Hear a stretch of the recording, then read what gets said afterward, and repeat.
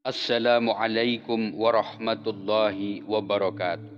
Allah Subhanahu wa Ta'ala telah mengabadikan sebuah kisah yang sangat penting, yaitu kisah mengenai Nabiullah Ibrahim memohon kepada Allah Subhanahu wa Ta'ala untuk menunjukkan bagaimana Allah membangkitkan makhluknya yang telah mati, di mana makhluknya itu telah hancur lebur menjadi tanah. Ingatlah ketika Nabi Ibrahim berkata, "Wahai Tuhanku, perlihatkanlah kepadaku bagaimana engkau menghidupkan orang-orang yang sudah mati." Maka Allah Subhanahu wa Ta'ala berfirman, "Apakah kamu tidak percaya?" Nabiullah Ibrahim berkata, "Aku percaya, akan tetapi agar supaya hatiku menjadi tenang." Sayyidina Al-Hasan radhiyallahu an berkata bahwa sebab Nabiullah Ibrahim bertanya demikian karena beliau melewati bangkai binatang. Ibnu Jurayj menegaskan bangkai itu adalah bangkai himar di tepi laut. Nabiullah Ibrahim alaihi salam melihat bangkai itu sudah dimakan oleh binatang laut dan dimakan oleh binatang darat. Apabila air laut pasang, maka datanglah ikan-ikan besar dan binatang laut lainnya. Apabila air laut itu surut, maka datanglah binatang-binatang buas juga memakan bangkai itu. Sedang yang tercecer larut bercampur dengan debu. Apabila binatang-binatang buas itu pergi, burung-burung pun berdatangan dan memakan bangkai itu. Sedangkan yang tercecer terbawa terbang, maka tertiup oleh angin di udara. Ketika Nabiullah Ibrahim alaihissalam mengetahui yang demikian itu, kagumlah dia seraya berkata, "Wa idz qala Ibrahimu rabbi arini kaifa tuhyil mauta." Wahai Tuhanku, bagaimana engkau menghidupkan bangkai itu, agar supaya aku mengetahui dan bertambah keyakinanku. Maka Allah Subhanahu wa Ta'ala mencelanya. Qala awalam tu'min, apakah kamu tidak percaya? Maka Nabi Ibrahim berkata kepada Allah Subhanahu wa Ta'ala, "Bala walakin liyatma'inna qalbi." Ya wahai Tuhanku, aku percaya, akan tetapi agar supaya hatiku menjadi tenang, karena telah mengetahui dan menyaksikan sendiri dengan ainul yakin dan hakul yakin.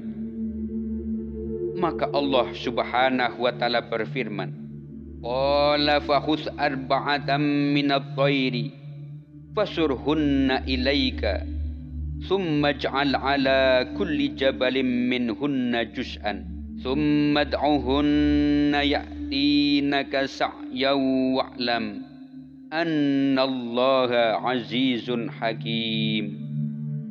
Ambillah olehmu 4 ekor burung, kemudian potong-potonglah di dekatmu, dan selanjutnya taruhlah bagian dari burung-burung itu di atas beberapa gunung. Kemudian panggillah, tentu burung-burung itu akan datang kepadamu dengan cepat.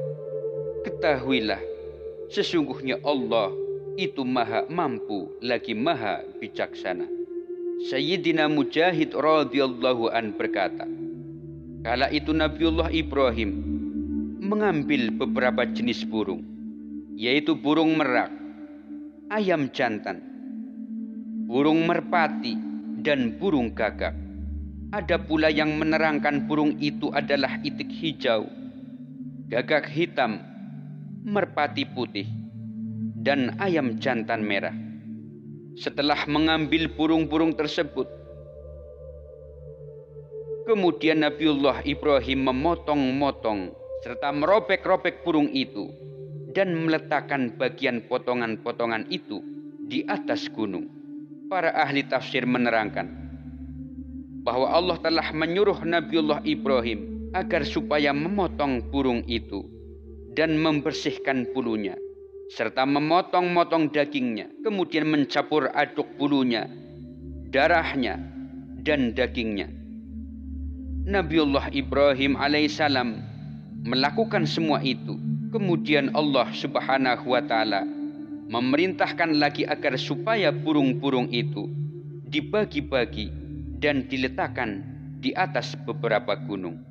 Mereka para ahli tafsir berselisih pendapat mengenai bilangan gunung-gunung itu. Sayyidina Ibnu Abbas radhiyallahu an berkata, Nabi Ibrahim alaihissalam diperintah agar seekor burung dipotong menjadi 4 bagian dan diletakkan di atas 4 gunung. Sebuah gunung di sebelah timur, sebuah gunung di sebelah barat, sebuah gunung di sebelah utara, dan sebuah gunung lagi di sebelah selatan. Ada pula yang mengatakan bahwa Nabiullah Ibrahim membagi-bagi burung-burung tersebut yang telah dipotong-potong menjadi 7 bagian dan diletakkan di atas 7 gunung, sedang kepala burung-burung itu dipegang di tangannya. Kemudian Nabi Ibrahim memanggilnya, "Wahai burung, mari ke sini." Maka dengan izin Allah Subhanahu wa ta'ala, Allah menjadikan tiap-tiap tetes darah burung itu bisa terbang menuju tetes darah yang lain. Tiap-tiap bulu terbang ke bulu yang lain, tiap-tiap tulang terbang ke tulang yang lain, dan tiap-tiap potong daging terbang ke potong daging yang lain. Sedang Nabiullah Ibrahim alaihissalam memperhatikan hal itu sehingga bertemu dan berbentuklah badan-badan burung itu menjadi lengkap di udara tanpa kepala dan terbang dengan cepat menuju kepalanya masing-masing. Maka ketika burung-burung itu terbang, kepalanya pun terbang. Dan apabila seekor burung telah menjumpai kepalanya, maka mendekatinya. Bila mana bukan kepalanya, dia pun mundur, sehingga tiap-tiap burung mendapatkan kepalanya sendiri-sendiri.